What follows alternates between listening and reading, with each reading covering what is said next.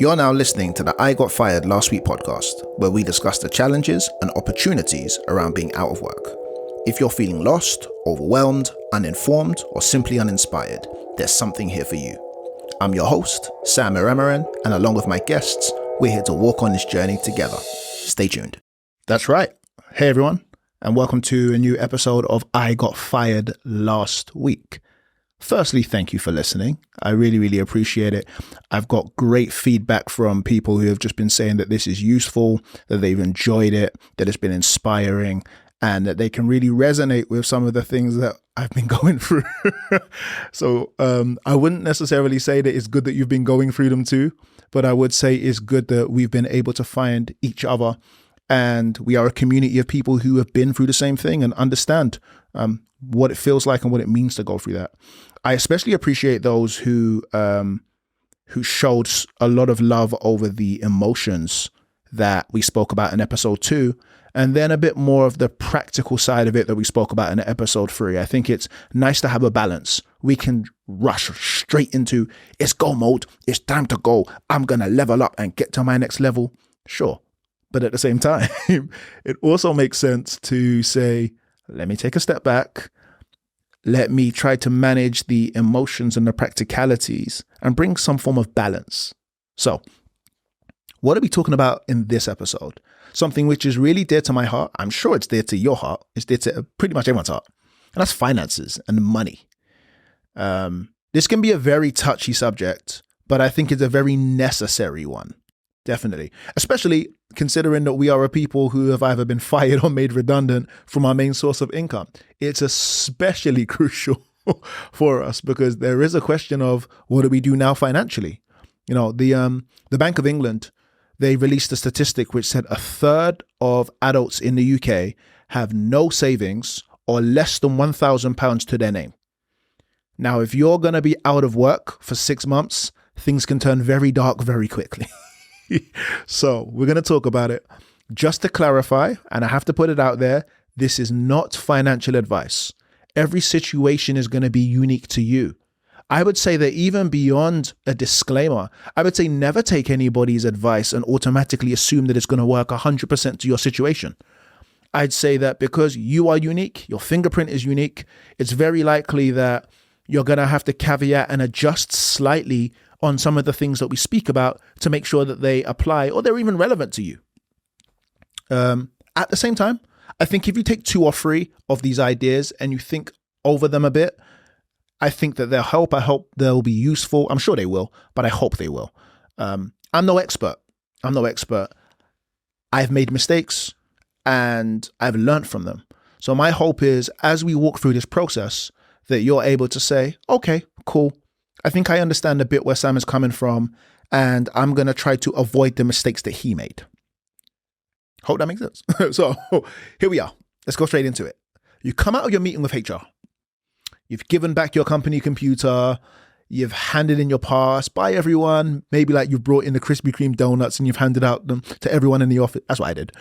And it suddenly hits you. I mean, if it hadn't already. Uh-oh. What about the money?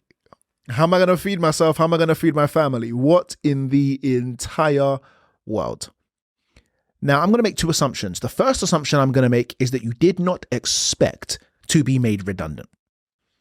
Because if you did, then I'm sure that you'll probably have a nest egg, or you have you've made provision, or you've done something to make sure that you're not in this situation, or at least as deep in this situation. And if we make that assumption, then there's an assumption that you don't have a massive savings pot. Secondly, I'm going to make the assumption that you don't have a job waiting for you. And the reason why that's key is because everything is assessed against time. You may ask yourself the question, wait, is 10K a good redundancy package? And I would say it really depends. Are you out of work for 6 days, 6 weeks, or 6 months? Because that's very, very different if you're trying to understand where you are and what you need to do.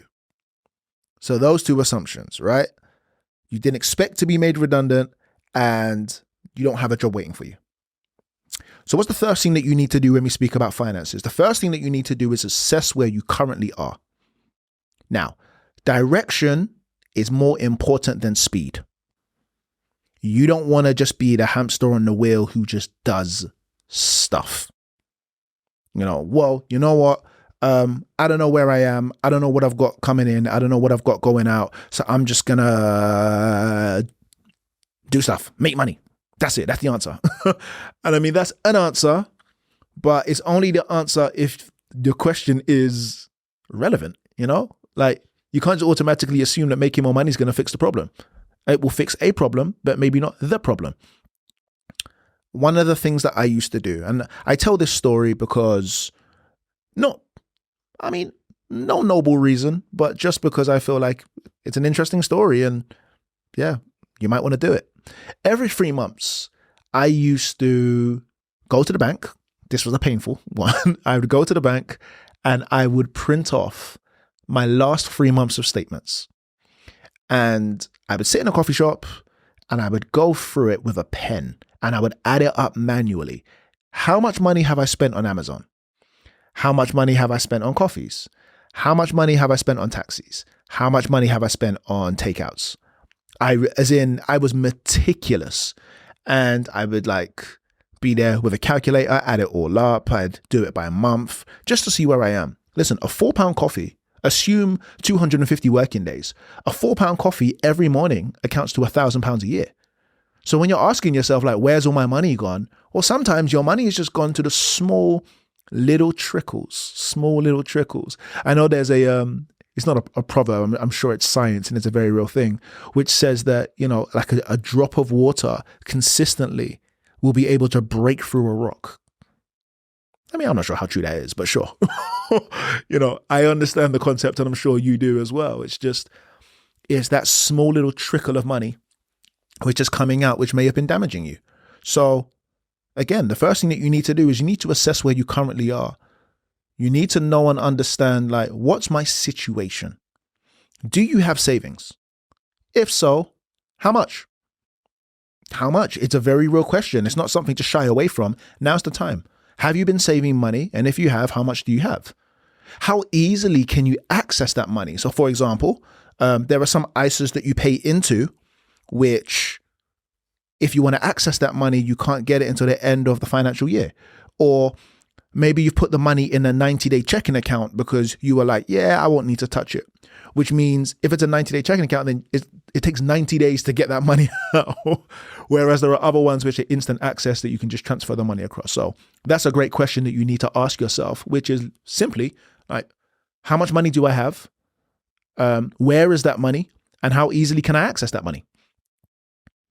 Number 2, debt, right? Am I in debt? Now that you're out of work, if you did have any lingering debts, and by the way, I'm not here to judge you or tell you that debt is good or bad. I have my opinions on debt, and I believe that there can be good debt and bad debt. I'm specifically here talking about bad debt. Bad debt is debt that you've spent, clothes, shoes, bags, etc.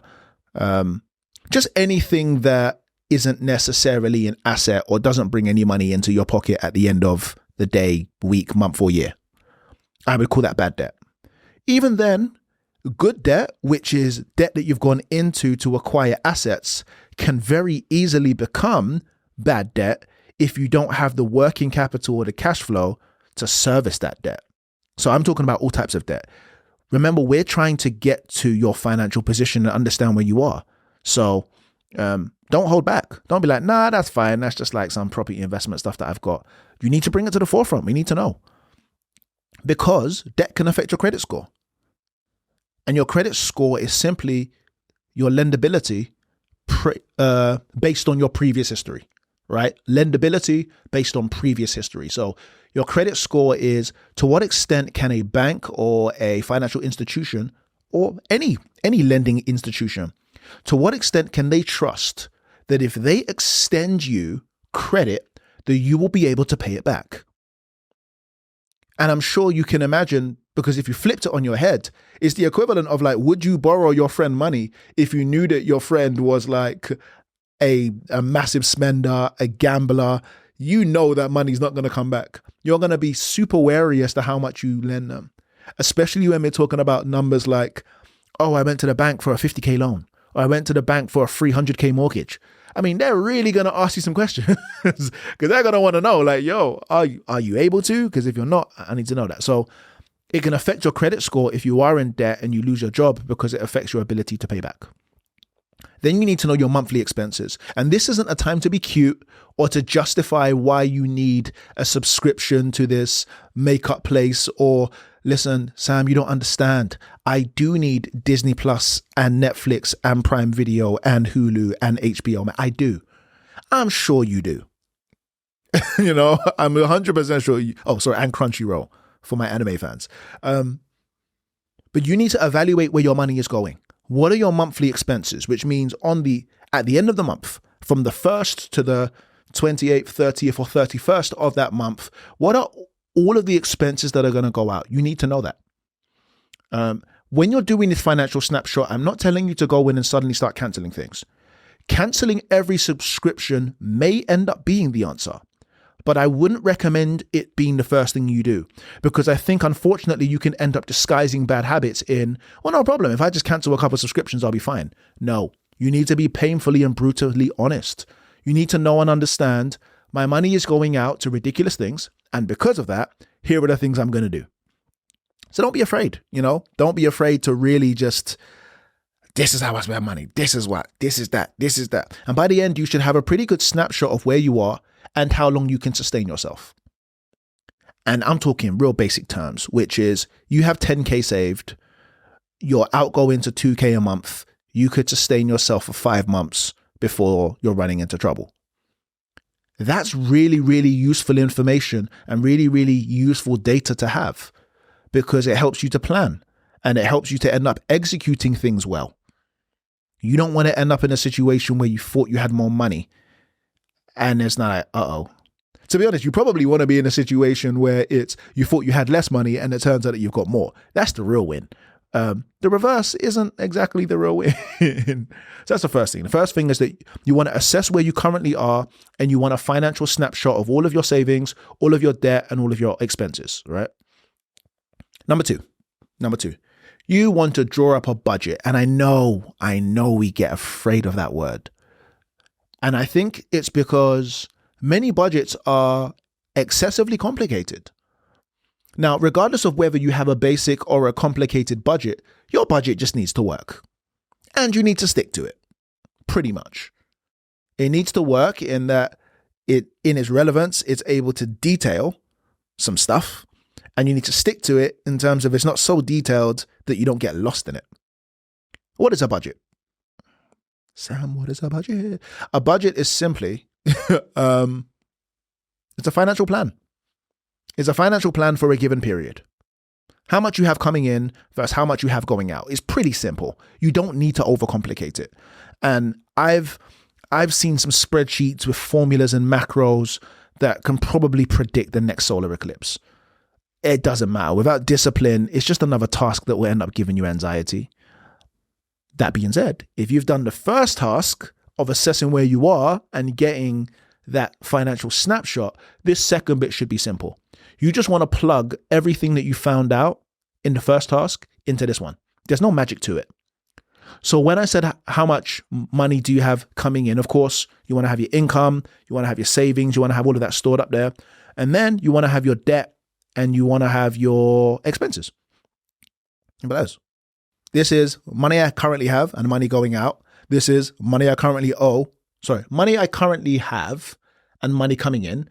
This is money I currently owe and money that I have going out. And it just, like, that can be the budget. And you're probably thinking, is that it? Isn't that the snapshot? No. Let me tell you the difference. With our earlier assumptions, the main thing which has changed now is your income. So you can't do the same things. Financial snapshot tells you where you are today. Budget is technically moving in time. It's dynamic. It's not static. Which means now, as you're looking at this thing over time, you say, my financial snapshot says that I'll be this by this time. Let me go through this and budget for all of the months based on that information. Now we can get really aggressive. So it's, I probably want to cut all 5 of these streaming services because they don't fit into my budget. Hold on a second, I pay £150 for a phone subscription. I'm probably going to cut that back.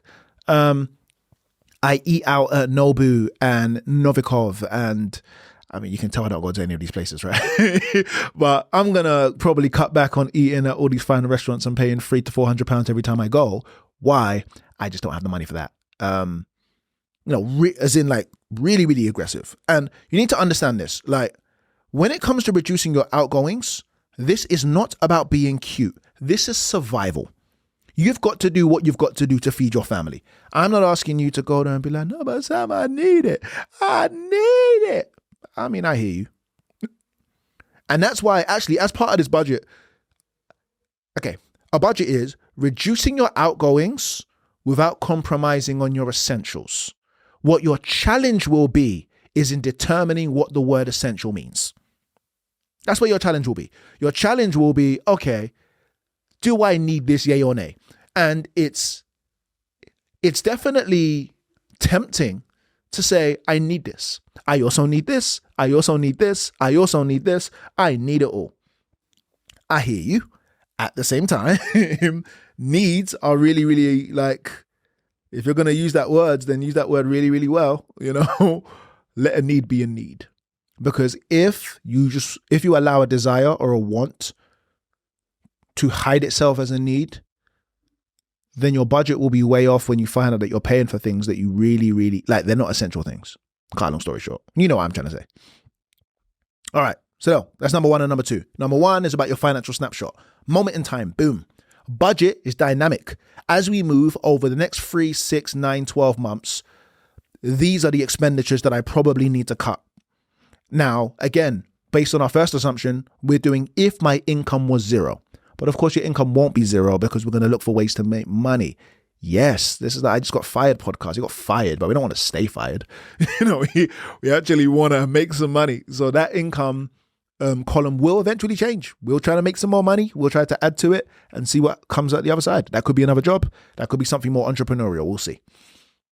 Number 3, consider deferring your liabilities. This is a really interesting one because it's not commonly known.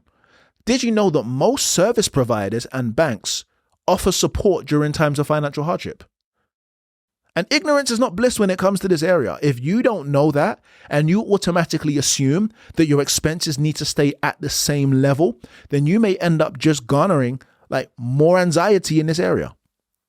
I remember during the pandemic, mortgage providers were offering, they said 3 months what was it? No, it was 3 months with the opportunity to extend. So they were offering up to 6-month payment holidays.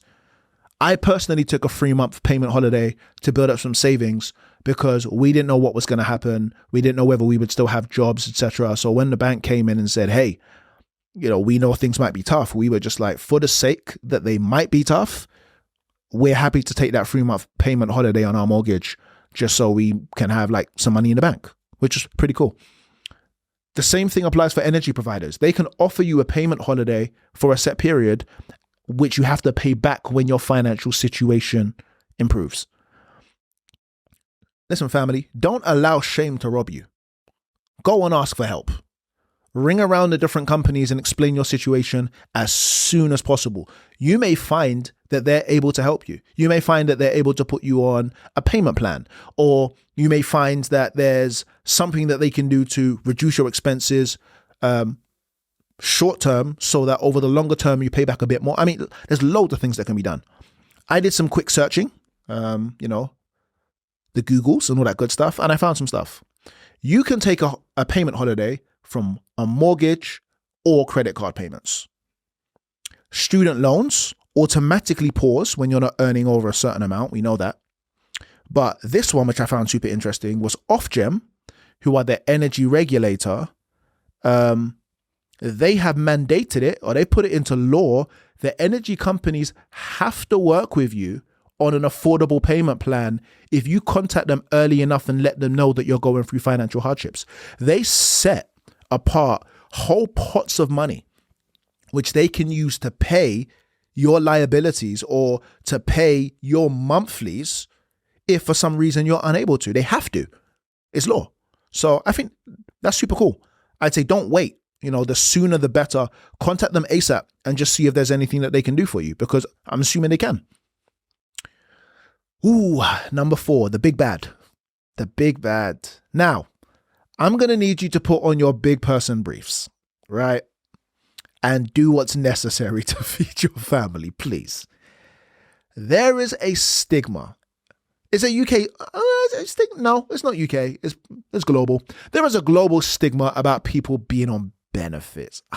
It's almost a swear word. People hate that word.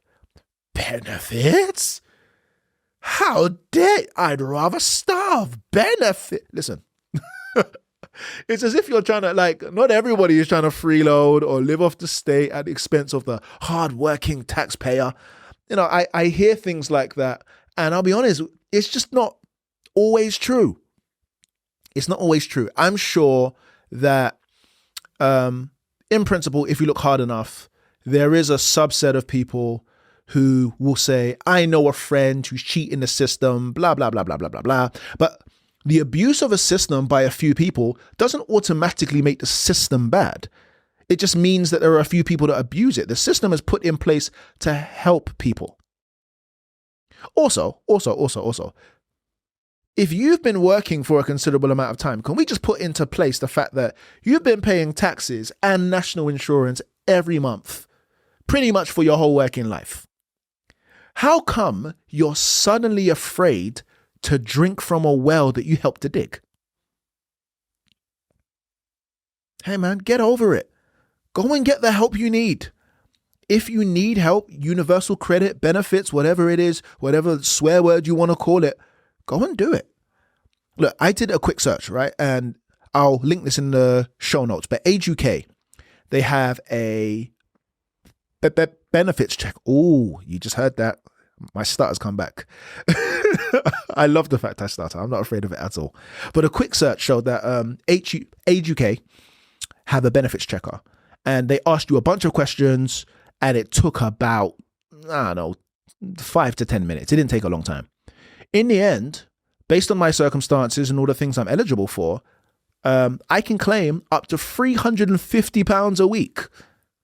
What? I mean, let's do some quick maths, because we know there aren't 4 weeks in a year. 4 weeks in a year? Of course there's not. There's not 4 weeks in a month, because that would be 28 days. There's actually, 30 or 31. So call it 4.3 weeks a month. That's 350, 700, doubled 1,400, add the extra. That's like £1,500 a month.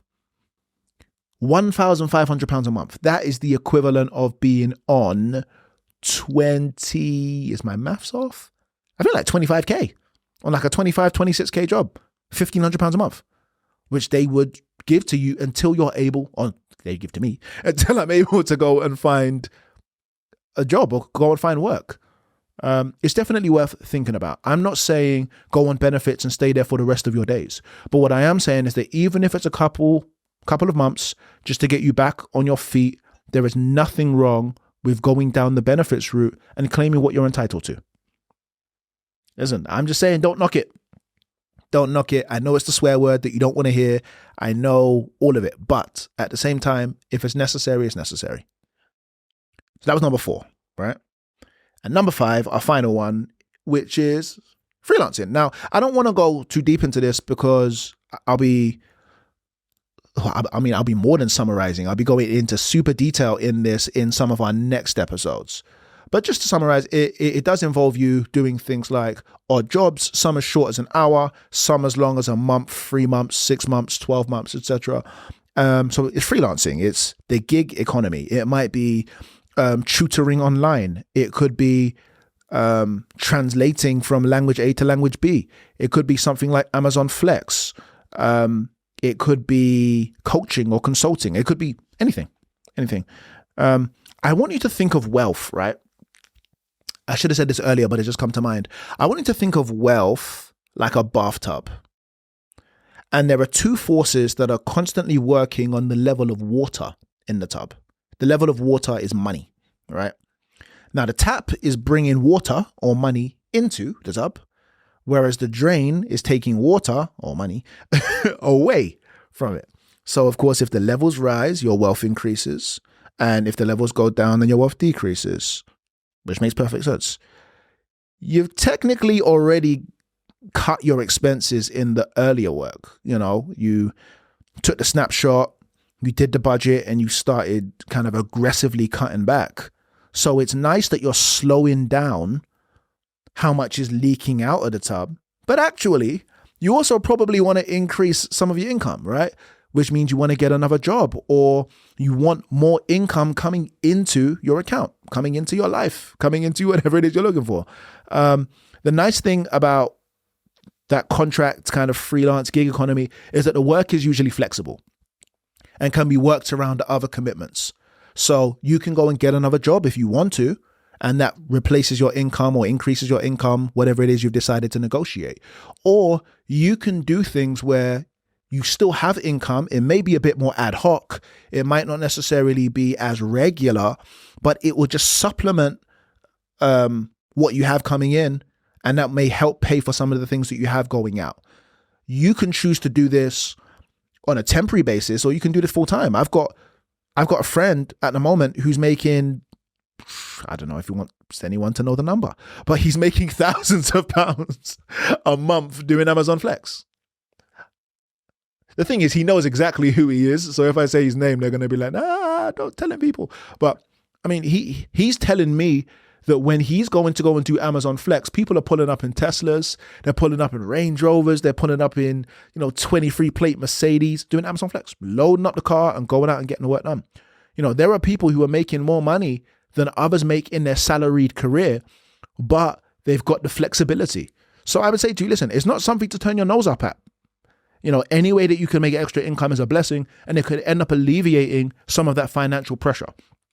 There's going to be a lot more to come on this, because I do want to explore some of the ways that you can make money, some of the ways that I've made money previously, but also some of the ways that I think, you might be able to, what would I say? You can make money, but you can make it in such a way that you don't need money to start it. That's the bit which I really love. I really, really love the fact that there is a deep assumption that it takes money to make money, and I just don't believe that to be true. I personally believe that if you can go into something and say to yourself, how could I do this if I wanted to do this for free? How could I do this if the only thing that I could spend was my time rather than financial capital? I think that it just makes it way more exciting. So as I'm sure you can tell, I come alive when it comes to different ways to help people get businesses off the ground, different ways to help people make money and to move out of this. Listen, remember, I'm in the same place.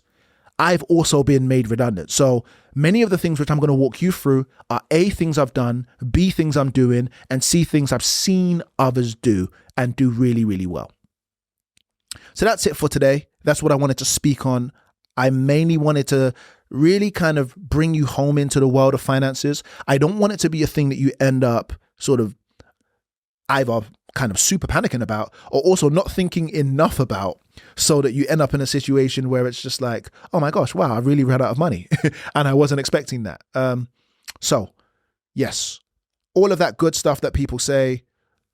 If you found this interesting, please share it with a friend, share it with someone else that you think will also find it interesting.